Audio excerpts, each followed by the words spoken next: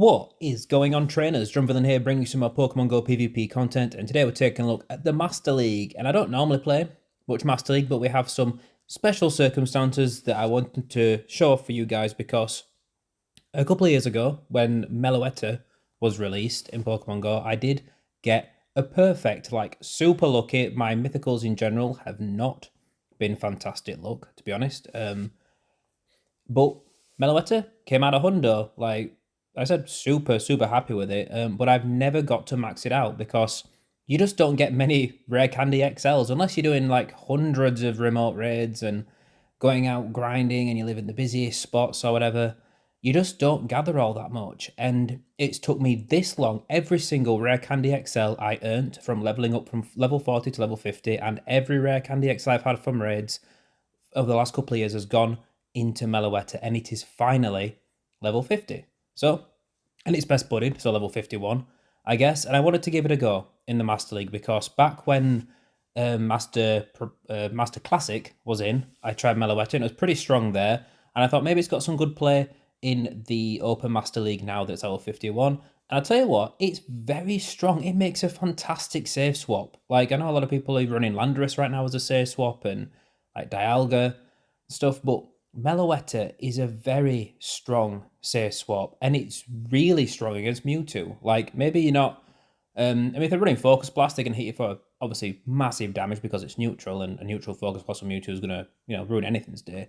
But if it's running Side Strike and Shadow Ball, then you're resisting everything, and you can really run away with that matchup, control switch advantage more comfortably than most Pokemon can from a Mewtwo. So, I paired it up with a perfect Dialga because during the Sinnoh Tour, again, I've grinded Dialga raids pretty hard trying to get a hold of a perfect one, and I ended up getting a perfect Roar of Time Dialga origin form. And I thought, well, I guess I'm maxing that one out. So we've got Dialga here, and we've got Florges rounding out the squad. Now, we got two sets, which this is the last battle of this first set, and it froze at the end of the matchup, but we did actually get the win. In that match, I had to restart the app, and upon loading in, I went to the battle stream, went to the journal, and it actually gave me the win, which is very nice. But yeah, we've got two sets of battles running this lineup, and then also with the Primal Kyogre raid day that just happened this last weekend, I got enough XL candies to max out my Kyogre, finally, because I've had a perfect Kyogre since 2018, and again, never got enough Kyogre XL candy. Like, it wasn't my priority during Hoenn Tour last year to raid it hard because I was out shiny checking and shiny hunting. So that thing's finally maxed out. So I also running a different lineup, which is Kyogre on lead, and then Meloetta, and then Xerneas in the back. My Xerneas isn't level 50, like I haven't got enough candy for it, but it still performs very strongly and pairs very nicely with Kyogre because it's such a nice wall to most of the dragons that are present in the Master League. Now, is this team flawless? Absolutely not. Like, it's the Master League. It's a tough league to compete in, and I know it's not accessible to a lot of people, and it's not really accessible to me, and that's why I haven't really made many videos on it, because I haven't had much interesting to use. I only have a handful of legendaries that I've actually maxed out that are actually usable, and with gaining access to Dialga, Kyogre, and Meloetta recently, I thought, well, you know what, it's time to actually, try putting some stuff together, because I always feel like, honestly, I've been missing like one or two Pokemon from making like well-balanced Master League teams, like missing Kyogre and or Groudon can be quite rough for balancing out a lot of teams. I don't have a good Zacian, whatever people want to call that thing. Not having Xerneas maxed out is a bit frustrating. Like, a lot of my teams have revolved around Lugia or Ho-Ho, which is, fantastic, but we're missing some of that, Dragon Bulk, stuff like that. Like, I have a Shundo Giratina altered, which I want to use, but again, it's the XL candies. It's such a grind to max that thing out, and just waiting for it to come back in raids again to continue chipping away at leveling that thing up as well. So let's take a look at some battles. In this matchup, we got Snorlax on the lead. Pretty good lead, I would say, for Dialga, just because the Dragon Breath damage is so oppressive. It starts to add up quite quickly. Superpower is not that threatening because this isn't a Shadow Snorlax, so that lick damage doesn't chip away quite as much. The Superpower's not hit quite as hard. But Earthquake, we do have to be conscious of. So are we going to show this up? We are, and it is Earthquake. Fantastic. A lot of Snorlaxes run Earthquake just to really threaten big damage on Dialgas, on Melmetals, I suppose, if they run into the Metagross. Like, so it's a pretty If they build up to Earthquake, there's a good chance they're running it and are going to throw that. Like I said, if it's a Shadow Snorlax, it's a bit different how you want that to play out, but also you're going to be doing more damage with that fast move. And you're going to see they bring in Mewtwo or you bring in Meloetta, because Meloetta, like we said, is a great answer to Mewtwo. It's great for catching Psystrike or Shadow Ball on, because you know it's going to be resisted. You can survive 2 of them very comfortably. I think Meloetta can probably survive 3 Psystrikes, give or take, which is not many things can boast being able to survive 3 Psystrikes. Like even like things that resist Psystrike, like Dialga and stuff, are going to start sweating after 2 Psystrikes coming through. They're going to be starting to get a little low. But Meloetta's got some crazy bulk. We're running Quick Attack as the fast move. You do also have the option of Confusion if you feel like that suits your needs a little bit better. I prefer Quick Attack. It is Stab because Meloetta is normal and Psychic, which is fantastic for resisting the ghost damage. It means that it's a great counter to picks like Giratina as well, because it's resisting them Shadow Claws, which is really the bread and butter of a few picks like Giratina. And it's like I said, Mewtwo, Shadow Ball tends to be its coverage. Like it's got Psystrike, and then if it's up against a Steel type, maybe it's got Shadow Ball to hit for neutral damage, which is still going to hit very hard, or maybe they got Focus Blast. But Meloetta is very, very strong. Really big fan of it. Like it did well in the Master before, and I'm really pleasantly surprised at how well it performs in level 50 Master League as well. So next matchup, Dialga, Rhyperior. This is pretty bad. Rhyperiors tend to be running Mudslap now. I mean, they tended to be running Mudslap before, to be honest, but now they're definitely running Mudslap since its energy generation got buffed. So we're just going to swap straight out to Meloetta and see what they want to do, because you see, Meloetta can take those breaking swipes all day, can take the mud slaps all day. They swap out into a Giratina Origin. Fantastic. And you're going to see, look at these Shadow Claws. They're just not chipping away. Bear in mind, we've taken several mud slaps. We've taken a breaking swipe. They're also throwing, boom, by the way, get out of there, Giratina. But they're throwing those moves, and it's just not threatening us. Now, Meloetta does have access to Thunderbolt as a charge move as well, if you want to have that coverage for Kyogre. It's not going to one-shot Kyogre though, so you're probably better just spamming Psyshocks, because Psyshock is a fantastic charge move. It's very energy efficient, it's stab, and then I think Dazzling Gleam is just a no-brainer for the dragons. There's so many dragons present. Yeah, it does mean that like Steel types are going to like wall you, technically, but like I said, the main Steel type you're going to run into is Dialga, and Dazzling Gleam hits for neutral anyway in that situation. Meloetta is bulky enough to be able to go toe-to-toe in that matchup for a little bit. You will generally lose head-to-head against a Dialga running Meloetta, but that's not super devastating either. Like, you have to soft lose, means you can farm down the Dialga, come up energy for other situations. That opponent's going to surrender there.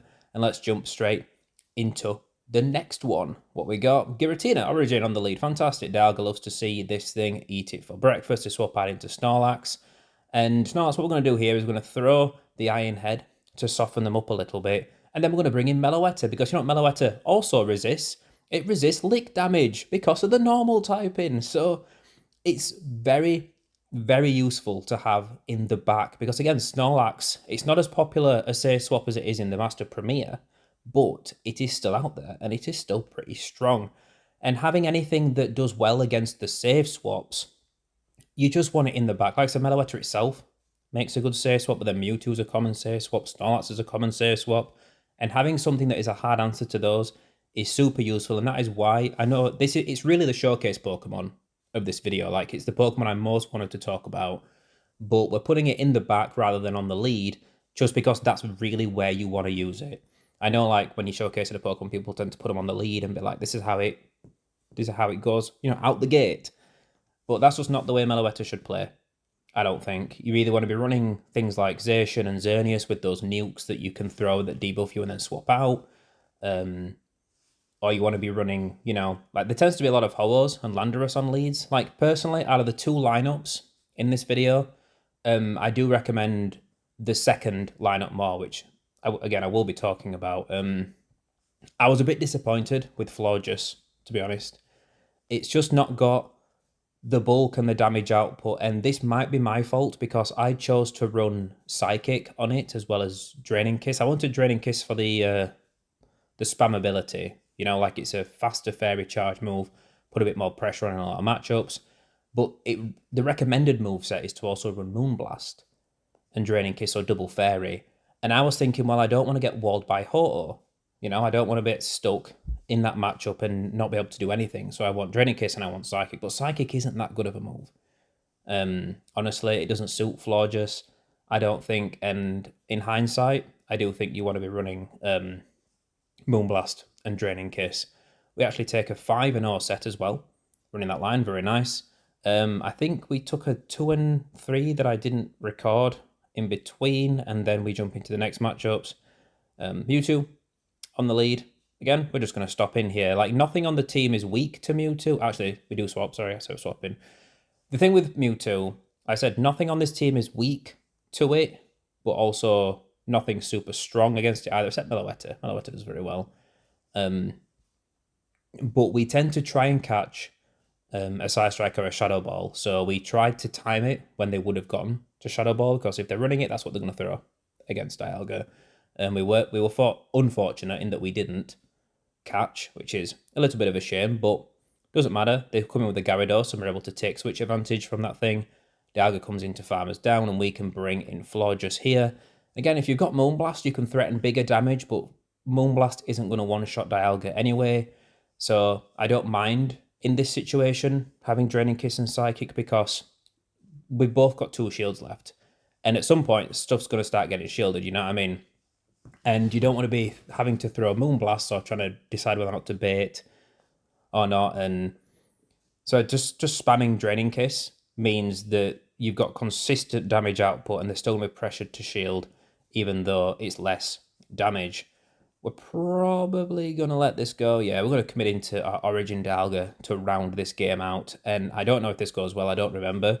I know that the first set was a 5-0, but I don't remember how this set of battles actually goes. So we're just going to see how this plays out. Is it a Focus Blast? It's not. It's a Shadow Ball.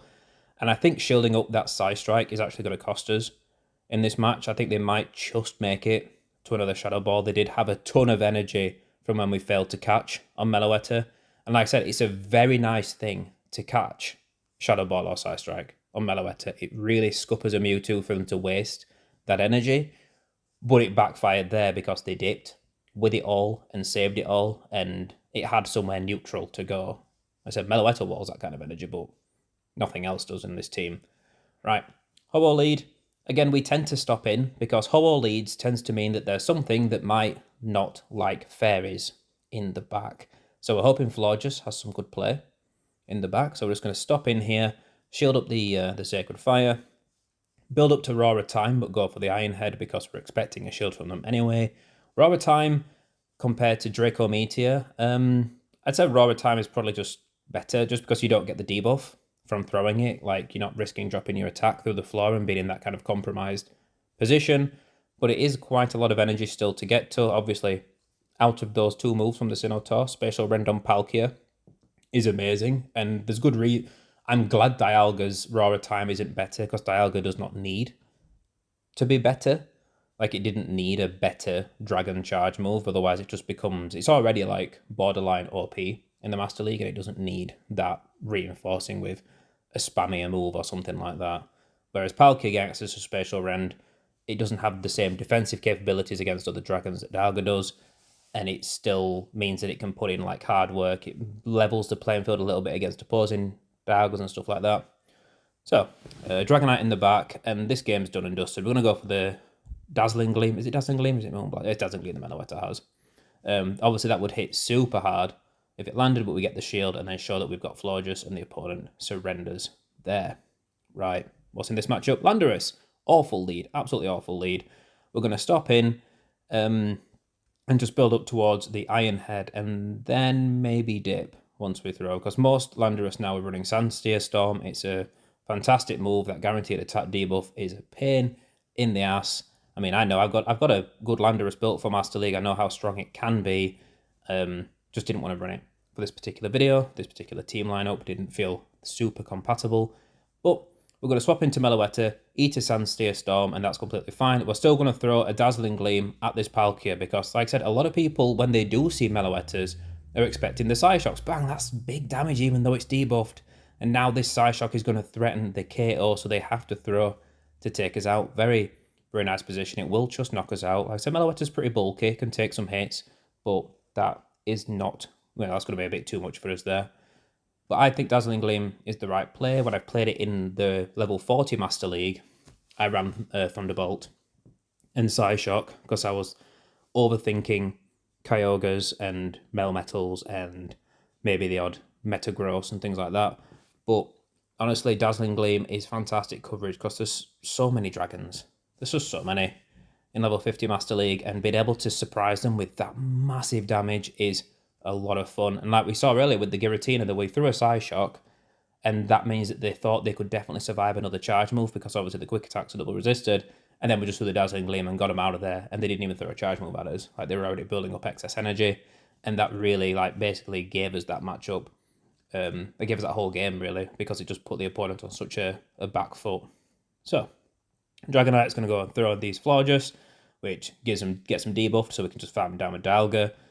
Oh no, we got to get Sansea Stormed, yeah. We don't have enough. Do we have the energy for a 9-head? Doesn't matter, we lose CMP. Oh, psych! We got the Draining Kiss, and this should just give us the win. GG's to that opponent. Very close game there. 1 HP and a Dream. Absolutely clutch right at the last moment.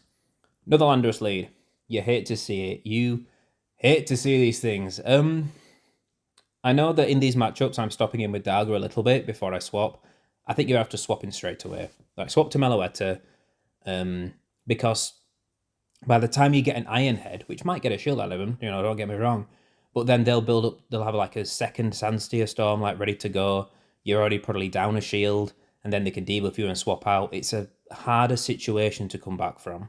Whereas you swap early to Meloetta, then you can, there's a chance they swap out quicker, and you've got a more fair fight towards getting switch advantage. Bang! People us not expecting the Dazzling Gleam, even though we're debuffed. Just taking out, getting a switch advantage, and that means we can line up Florges with Landorus.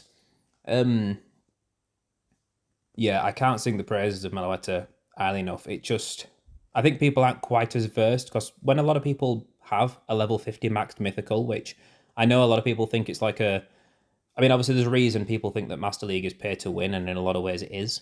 And don't get me wrong, like, over the years that I spent playing this game, long before I was doing like YouTube or anything like that, I put quite a lot of money into this game, doing raids, grinding, buying event tickets. But obviously the level 50 Mythicals are a whole different story in terms of like time, energy, money commitment to max out. Of course, some people would, send their account like walking, like faking that it was walking, to rack up rapid distance and stuff to grind out the XL candies from like the putty bonus and stuff like that. But it's like, I personally don't do that to grind XLs for my Mythicals. Like, I don't have the Mythicals to max out like Mew or Zarude or Hooper or, Shaman. What are the other Mythicals we've had available to us? There's another one that's strong. I don't know.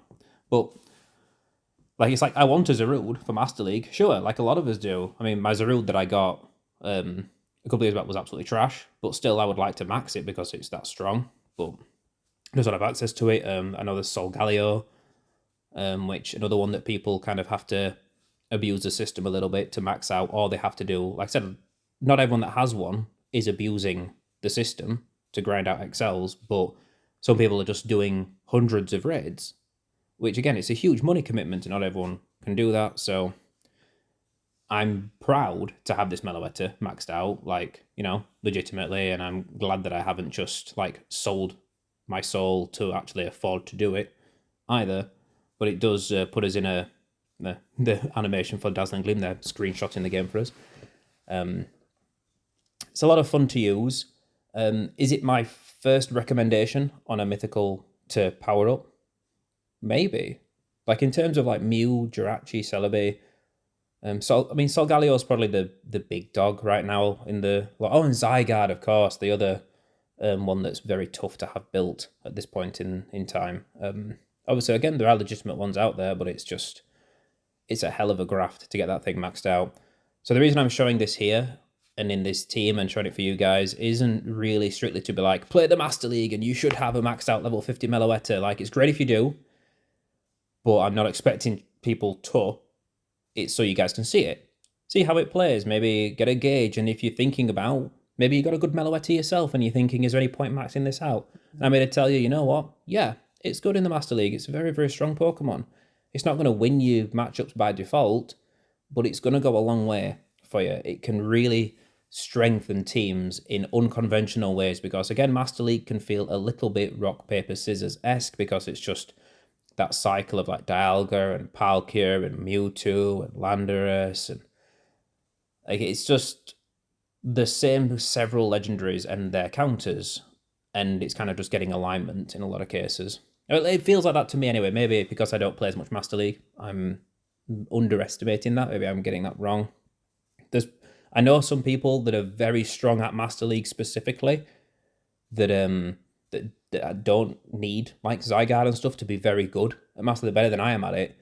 And so there's obviously a lot of nuance to it as well. It's not just having the right Pokemon, it's understanding how those matchups work to an intimate degree in a way that I just don't get because I don't play it enough. You know, I stick to the Great League and especially the Ultra League, I would say is my my bread and butter of PvP.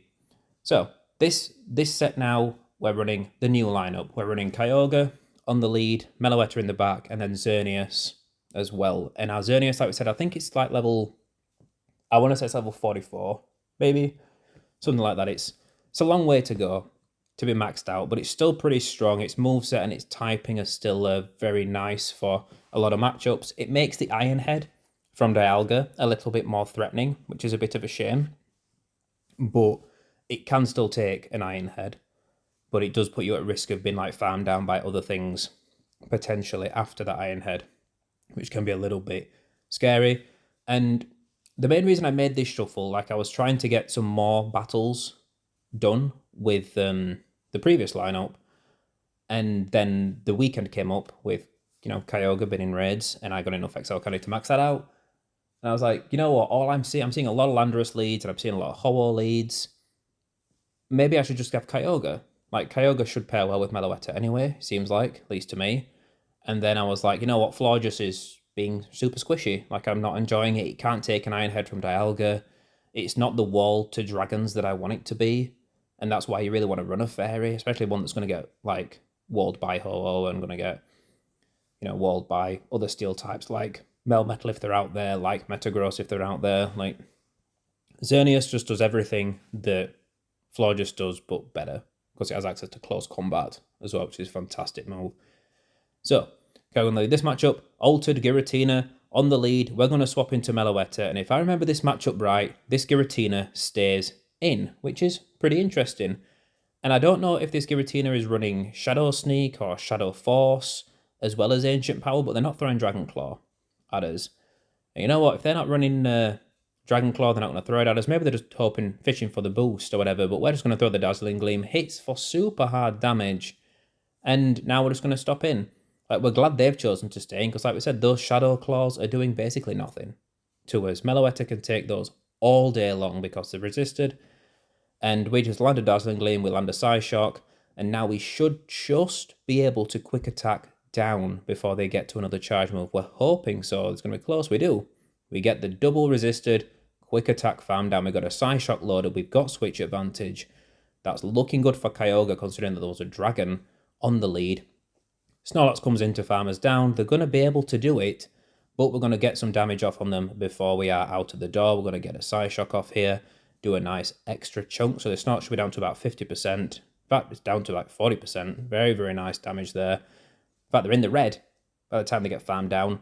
We're just going to bring in Kyogre because Snorlax can have some nukes. Yeah, it can have Earthquake, can have Outrage, but those moves aren't going to hit Kyogre particularly hard. This isn't a Shadow Snorlax. Kyogre's bulky. The main threat of those moves is when they're super effective, and they've just got Body Slam. So they're going to spam that out, and we can take those very comfortably. Let it through. It turns out to be the superpower that they throw next. They dip out into Togekiss, and this game is pretty much done. It'd be better for us if our Xerneas was a higher level, because you're going to see how this goes. Obviously, Moonblast, hard-hitting nuke, hits things very hard. And in case of this Togekiss, it's not quite going to KO, which is purely because my Xerneas isn't a higher level. If you've got a level 50 Xerneas, expect this Moonblast to hit a little harder and take out the Togekiss. Like I said, mine is quite under-leveled. We do get a nice farm off them anyway, which put us in a position to double superpower what was left of the Snorlax. So I guess it swings and roundabouts, it works out. GG's. Dialga on the lead, we're going to swap to Meloetta straight away. And this might seem counterproductive. It's like, well, Meloetta isn't actually a counter to Dialga. This opponent makes an amazing catch, catching a Dazzling Gleam on Ho-Oh. Like, that is a ballsy decision to go for, because like I said, a lot of Meloettas are running Thunderbolt and Psyshock, like, anticipating that we were not only running Dazzling Gleam, but also when we were going to throw it, it's kind of impressive.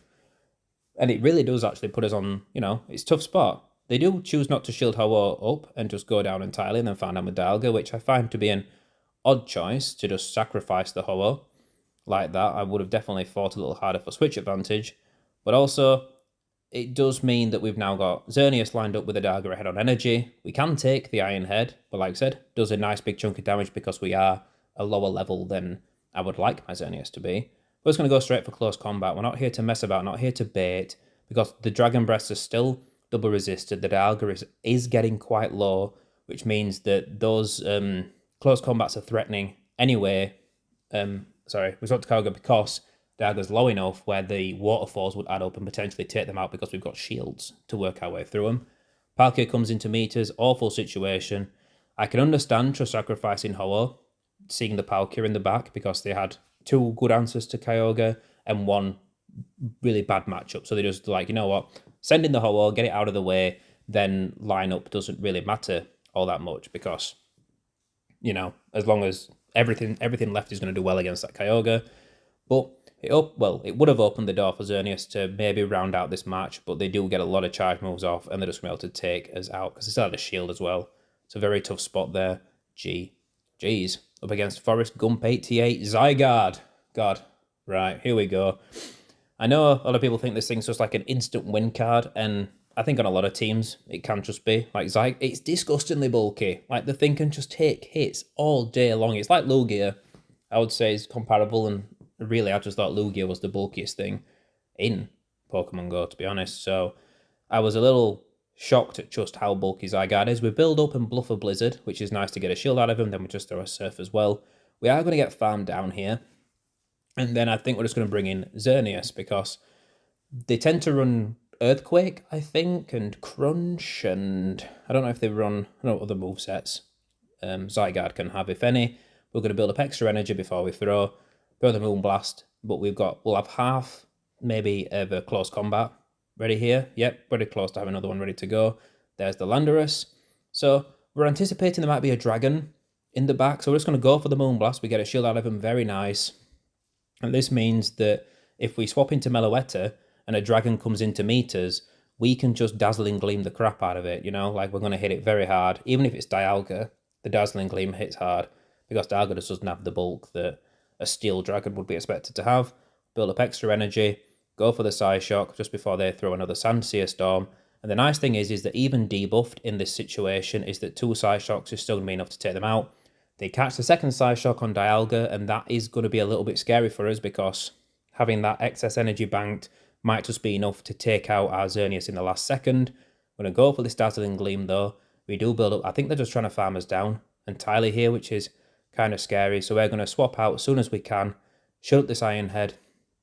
I think we're just going to throw straight away here. Yeah. I don't know if this is a great play.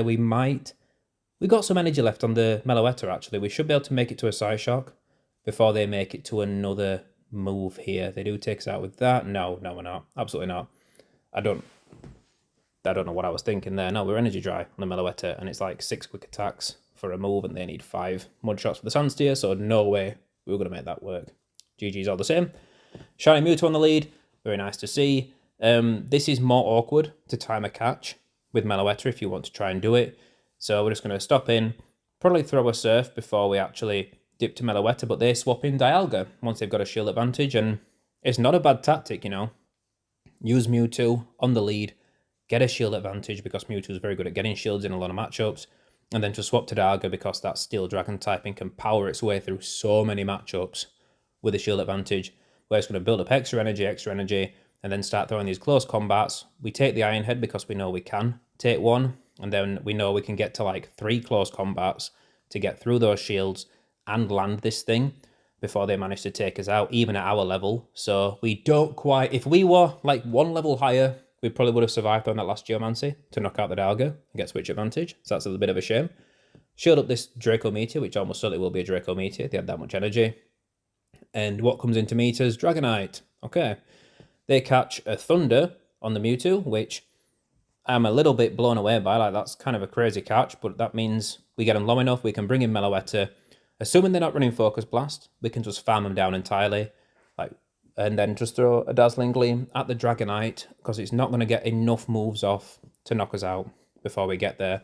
Like, the Superpower's going to hit for decent chunk of damage, but not enough. You see the Dragon Claw hits, again, little chunk, but we could easily have survived another one, where Dazzling Gleam's going to absolutely ruin Dragonite's day. We finish them off with a quick attack and take the win. So, 3 out of 5 set there. Just showing how strong this team can be, really. Like, Meloetta itself isn't carrying these games. Like, I think this team is a lot more balanced than the first one. And you know what? Maybe that first team would be stronger with Xerneas instead of Florges, to be honest, in the back. It might be a better team. I don't know. But personally, I'm just finding Dialga doesn't make a good lead in the current Master League, at least not at the ELO I was at, which is at like 2300-ish. So relatively high for this early in the season. Like, the leaderboards, the bottom of the leaderboards is about 2500. So fairly high in terms of like performance and where you know, kind of the skill level you're expecting your opponents to be at and the kind of teams you're expecting them to be running. But also, like I said, I don't have a good gauge on the Master League and the meta and how strong trainers are at certain like ELOs. When you're in the Great League and the Ultra League, at certain kind of ELO ranges, you have a good gauge on kind of how strong you expect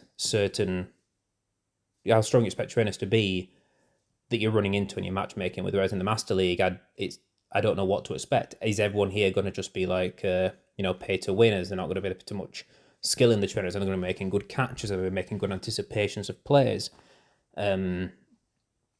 Because it's easy to psych yourself out as well. Sometimes you make plays trying to second guess what you think the opponent's going to second guess you're doing, and that can really screw you against players that just aren't making those plays.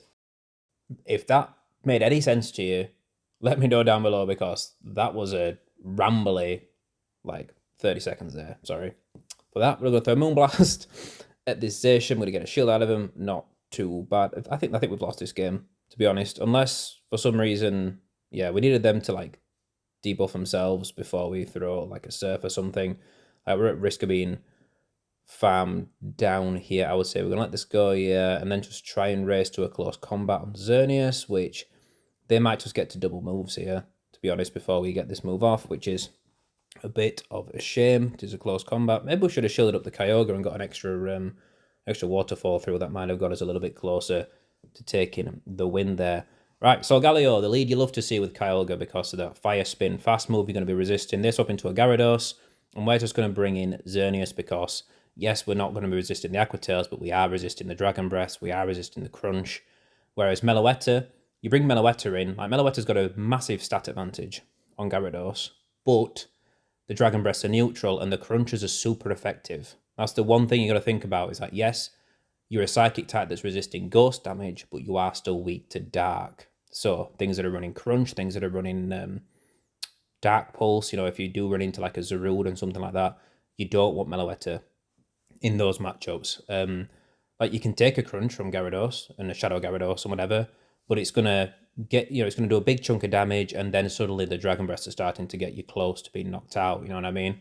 Whereas Xerneas can take Aqua Tails all day long, it's not a particularly strong move. So Galeo's going to farm us down, bit of a pain, but we are just going to stop him with Kyogre here and go for a Surf. And if this is the match, I'm sure this is the matchup where we make a misjudgment, because I don't know Solgaleo's moveset. I just know they tend to run Psychic Fangs.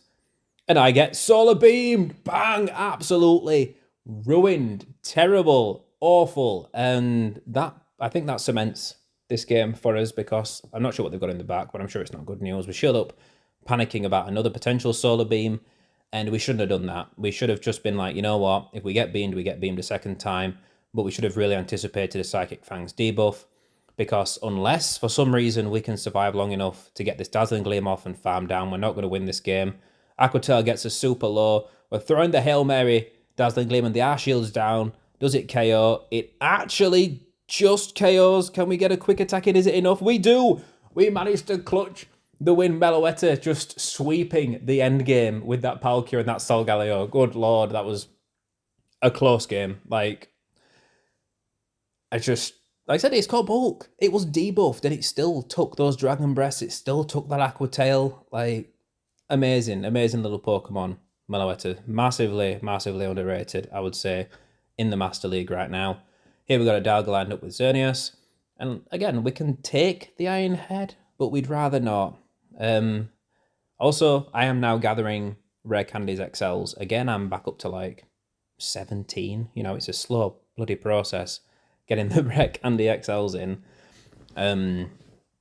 But I don't like to put them into legendaries. If I can raid for a Pokemon and gather the XL candies, it feels like a waste to put the Rare Candy XL into them when really I should be putting them towards like the Mythicals that you're not going to be able to be catching more of to grind out that candy for. You know what I mean? Like I want to put it into Zarude. I want to put it into not Hooper. What is the mythical near Hooper in the Pokedex that I'm thinking of? Diancie, that's the one. Like my brain was going completely blank for a while there. But yeah, you want to put it into Diancie, you want to put it into like Shaman or just something you're not going to be raiding for. So next time Xerneas comes around, yeah, I'm going to be grinding it out to get more XL candies for this Hundo to get it maxed out. But I don't want to be spending all that Rare Candy XL that's such a valuable resource right now on anything that's not a mythical. So Xerneas will be a little underleveled for the time being, and that's just going to have to be fine. Like I said, it does its role fairly well. It's just a shame it's not a little bulkier for those Iron Heads. All right, Mewtwo against Kyogre in the rain. What's going to happen? I think we try and catch here. We throw 4, yeah, and we actually manage to catch because they don't throw the Psy Strike straight away. So we think, you know what, let's just swap here. We catch a Psy Strike, that's fantastic. And yeah, we're behind on energy. We've taken a Psy Strike. And Meloetta's still going to be able to hold its own in this matchup. You see the second Psy Strike comes through. And we're starting to get a little bit lower. But we can, I think, just survive one more if they do throw one more. We get to the Psyshock here. We're going to shield up because we want to put a little bit of pressure on this Mewtwo. We want him to either like shield up or maybe give a switch advantage here. So we throw the Psyshock. Like I said, it's resisted, but it does do a little chunk. Can we survive this? Probably not. That might be iffy now. Yeah, we don't quite survive it, which is a bit of a shame. We found out with Kyogre, we've got a Surf loaded. What's going to come into meters? It's Dialga. We bring in Xerneas. And are they going to swap out? They're not for now. They're stopping in. So we're just going to go ahead and throw a Moonblast because we just swapped in. Don't want to get locked in with the defense debuff right now. We get the shield. So far, so good. Let's shut up the Iron Head. Since they're stopping in, we've got a good feeling that they don't have a good answer to Xerneas in the back. And there's the Lugia, which Lugia does okay against Xerneas, especially shields down because it commanded Aeroblast. But those Dragon Tails just don't put any pressure on like it does in a lot of matchups where Lugia shines. So we're going to go spam Moonblast. If we can get out of this matchup, we want to get to Kyogre, but we don't. We're going to eat an Aeroblast and it will probably take out Xerneas, like we said. Defense drop. Actually, survive with 1 HP, which is a bit of a shame because, I mean, it's not a shame that we survive it. It's just, again, it's one of those examples of like, oh, if Xerneas was healthier, we could have then built up excess energy to store a close combat, then dip out to Kyogre. Dialga comes in, we throw a Surf, we throw another Surf, and you see what we did there. The Dialga came in and we threw a Waterfall before throwing a Surf, but we're already at 100 energy, and then we were close to getting a third Surf off there, and if we would have just thrown Surf straight away when the Dialga come in, we might have made it to 3 Surfs and might have taken them out. It'd have been iffy, but we'd have had a better chance. If you're at 100 energy, there's no point throwing an extra fast move for efficiency or whatever, unless you're expecting something like a Ho-Oh or something to come in and you know you can very comfortably sneak it in inside their fast move. Right, Lugia on the lead. They do build up quite a lot of energy, so we shield up. It is an Aeroblast, fantastic. Mewtwo comes into meters, and because the Mewtwo's locked in, we're just going to bring in Meloetta. Do we assume they might have Focus Blast? They've built up for it, so we're going to shield. We don't. We call the bait, which, fantastic. And then they throw again pretty quick, so this is either Psy Strike or Shadow Ball. We don't need to sweat. Again, not very threatening. Like, with a bunch of fast moves on top, the third Psy Strike starts to become a little bit threatening, but we can just throw the Dazzling Gleam. We get them straight out of there. We've got a comfortable little bit of health left on Meloetta. It will be able to make it to a Dazzling Gleam against the Lugia if they don't throw a Sky Attack, which they can't because they were Energy Dry, because they threw Aeroblast at Kyogre. So we get a Dazzling Gleam off, which starts to get them pretty low as well. And I think they swap out. Yeah, swap out to Landorus, which means we're going to throw this Psyshock and then just bring in Kyogre and just start waterfalling them down. Like, we might get to this before they throw a move now. They actually get to the Sandsear Storm just as we get to the Surf, so we're just not going to throw, farm them down entirely, and then just throw the moves at Lugia. We save the shields for Xerneas to finish off this matchup to get up to a Moonblast. That's going to be a GG, and that's going to be the end of the last matchup in this set as well. In fact, I think we actually throw a close combat at this Lugia to finish it off, which is a bit of a novelty in the Master League to see a close combat finishing off Lugia for the win. But that's Meloetta and a couple of teams that it can work very, very strongly inside. Like, I think having an answer to Steel is very important if you're running Meloetta, just because that quick attack, the Psyshock, the Dazzling Gleam, like, you're not got very good offense against Steel in general, but Xerneas does okay with that with the close combat. Zacian would do well as well. Picks like Landorus could do okay in that position, but I haven't got on very well with using Landorus in the Master League. I'm not going to lie. Like, I haven't enjoyed it as much as I thought I would. But Meloetta itself, it's incredibly strong. If you have access to a good one, you've got the XL candies to burn, I recommend you build it. But the main thing here was to show you guys something a little bit different, show how strong it can be, especially for the novelty of having a level 51 Hundo Meloetta is quite a unique position that I'm in to be able to showcase for you guys. So if you're new here, hit the subscribe button. If you enjoyed the video, hit the like button. Thank you guys so much for watching. These videos have been a little longer as of late, so if you like the longer videos, let me know down below. If you want me to stick to like 1 or 2 sets, be a bit more concise, I can do that as well. But either way, thank you guys for watching, and I will catch you all next time.